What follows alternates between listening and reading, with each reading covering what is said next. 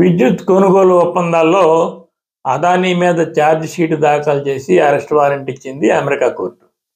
దీనికి సంబంధించి కాంగ్రెస్ పార్టీ సభలో చర్చ జరగాలని చెప్పి వాయిదా తీర్మానం ఇచ్చింది.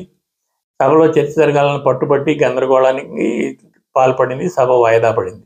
కాంగ్రెస్ పార్టీకి ఈ విషయమై చర్చ జరగాలని ఆసక్తి ఏమాత్రం లేదు. ఎందుకంటే ఆ సమయంలో అమెరికా వాళ్ళు చెప్తున్న 4 రాష్ట్రాల ముఖ్యమంత్రులకి లంచాలు ఇచ్చాడు అదాని అని చెప్తున్న వాళ్ళు కొన్ని రాష్ట్రాలకి కాంగ్రెస్ ముఖ్యమంత్రులు కూడా ఉన్నారు.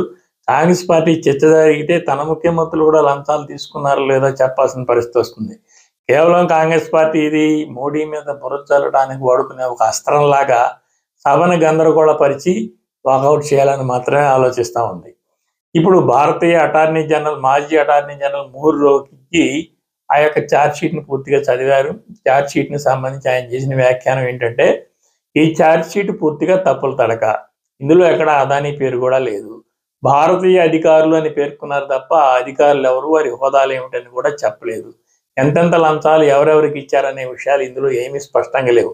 అసలు ఈ ఛార్జ్ షీట్ ఎందుకు వేశారని కూడా అర్థం కావడం లేదు అని చెప్పేసి ఆయన వ్యాఖ్యానించారు. అసలు మహేష్ జట్మాలాని మరొక ప్రముఖ న్యాయవాది వ్యాఖ్యానించిన దాని ప్రకారం అమెరికాలో జస్టిస్ డిపార్ట్మెంట్ అనేది బైడెన్ కనుసన్నల్లో ఉంది. ఇది కేవలం జార్జి సోరోస్ లాంటి వాళ్ళు మోడీ మీద బురద చల్లేందుకు ఉపయోగించుకునే ఒక అస్త్రంలాగా తయారు చేసిన ఈ ఛార్జ్ షీటే తప్ప ఇందులో ఏ సమగ్రత, ఏ పద్ధతి లేదు అని చెప్పేసి వాళ్ళు వ్యాఖ్యానించారు. అయితే ఈ అవకాశాన్ని ఉపయోగించుకొని మన తెలుగు మీడియాలో పెద్ద ఎత్తున, తెలుగుదేశం పార్టీ అనుకూల మీడియా అంతా కూడా పెద్ద ఎత్తున జగన్మోహన్ రెడ్డి మీద దాడి చేస్తోంది.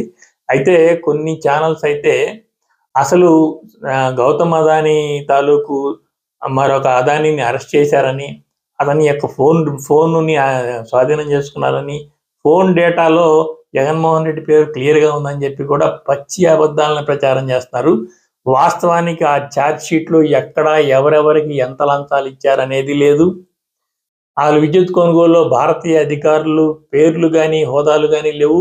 ఇది కేవలం మన తెలుగు మీడియాలో జగన్మోహన్ రెడ్డి మీద బురద చల్లేందుకు ఇక్కడ వీళ్ళు ప్రయత్నిస్తూ ఉంటే, కాంగ్రెస్ పార్టీ బీజేపీ మీద బురద చల్లేందుకు అది పార్లమెంట్లో ఉపయోగించుకుంటుంది తప్ప ఇందులో ఇసుమంతైన వాస్తవం అనేది ఏమి లేదు.